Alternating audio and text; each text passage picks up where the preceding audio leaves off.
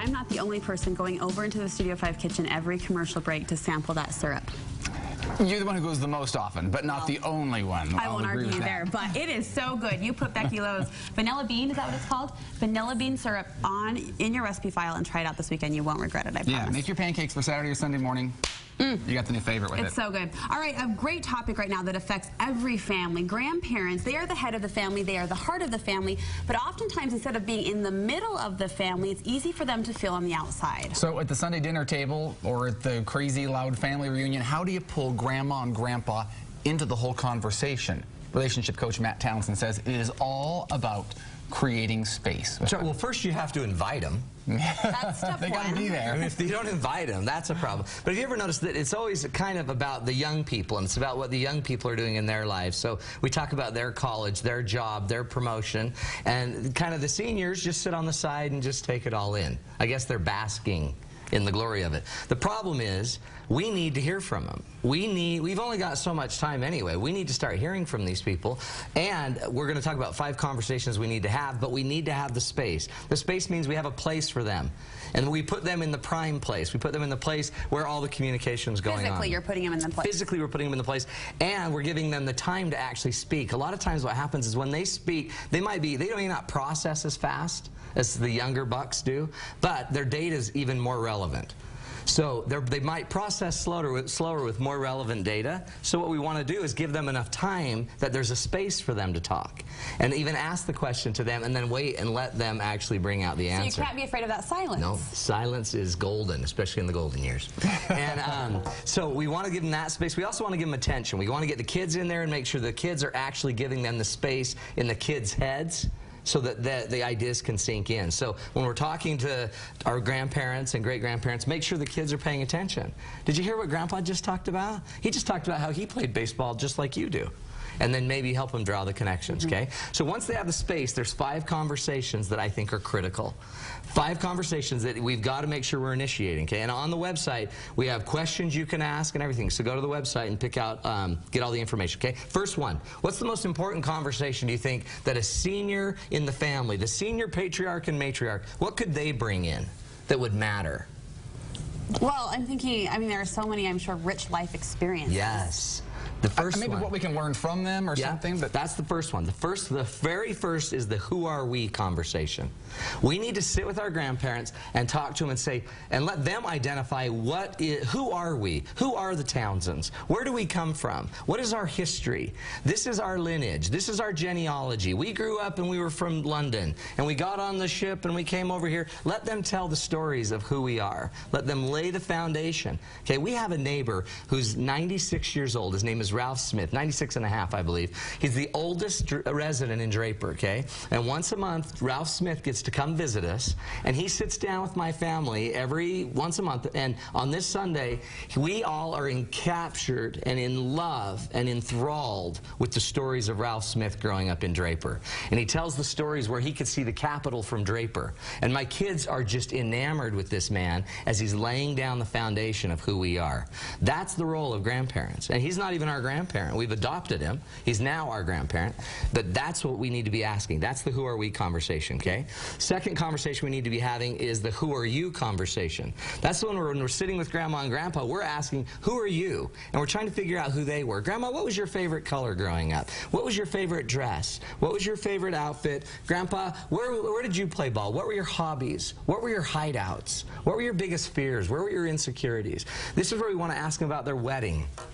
This is where you might want to get out their engagement pictures and photos if they have them and see who Grandma and Grandpa were when they were younger. Find out what they looked like. I think this is so crucial to forming that connection. So I didn't realize until after my grandma had passed away, she was so good, because conversations go 2 ways. That's right. She was so good at sharing these details of what she loved and what she did. And when she passed away, I realized I knew her so well. That's it. And it was because she was so willing to give up those personal tidbits that maybe didn't seem like they meant something in the moment, but afterward they meant everything. And that was probably natural for her. And so what we need to do is find a way to draw this out of them, because we want to make sure like that you know them as well as you know your best friend. You know much more details about your friends because they're on Facebook giving you all the stupid facts. We need to get that same information from Grandma and Grandpa. But so it's sometimes a challenge. I remember sitting down with my grandma and sort of asking her questions, and she sometimes felt awkward and didn't really know what to share. That's I mean, what do you... So what I might do is I might, as the child of the grandparent, so as the parent who has the younger children, I might go to them and say, you know what, Grandma or Mom and Dad, you really need to teach these kids. They need to hear from you. We actually, Ralph Smith wants to tell his stories to us, so you might want to prime them a little bit and invite them to tell some more stories, and make sure that every time they come over for their monthly dinner that we're priming them, and then everybody wait for the story to come out, and kind of, it's hard, you have to prime them because some people just don't communicate that way. The next one, so like for example, that's a picture of my in-laws. My kids need to know about how they got engaged.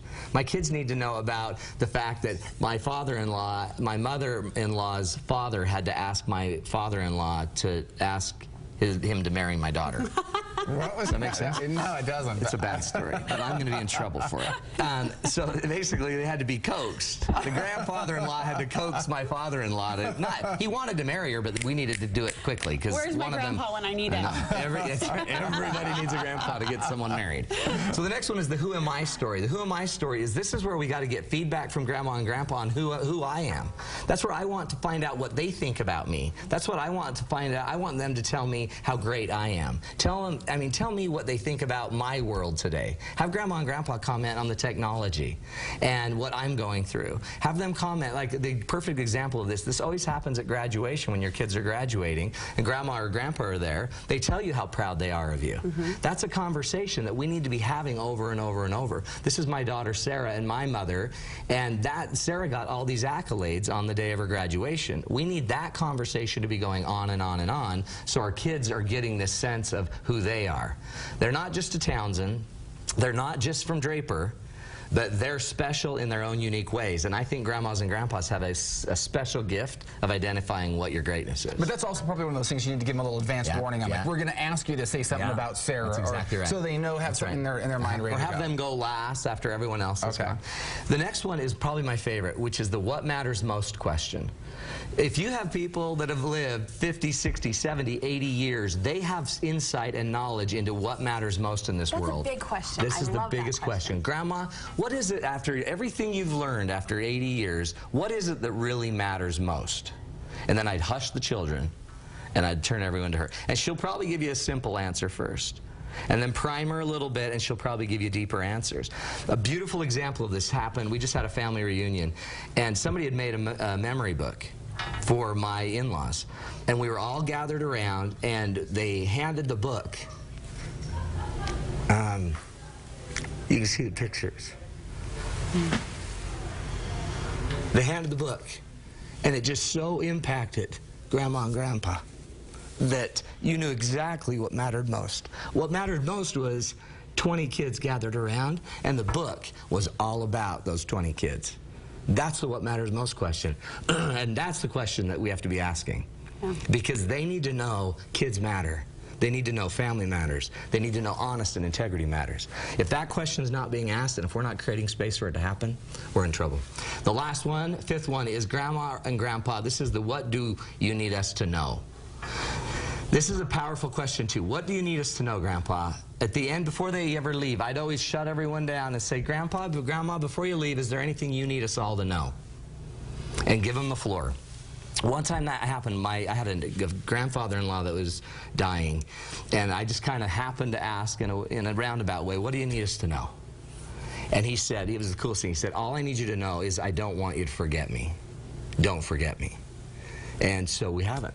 But we would have. I mean, I don't know if we would have, but we now know he doesn't want to be forgotten. So every time we pass the cemetery and go by his grave, just driving by it on the way to the other in-laws' house, we all say, hi, Gigi and GP, which is hi, Grandma and Grandpa.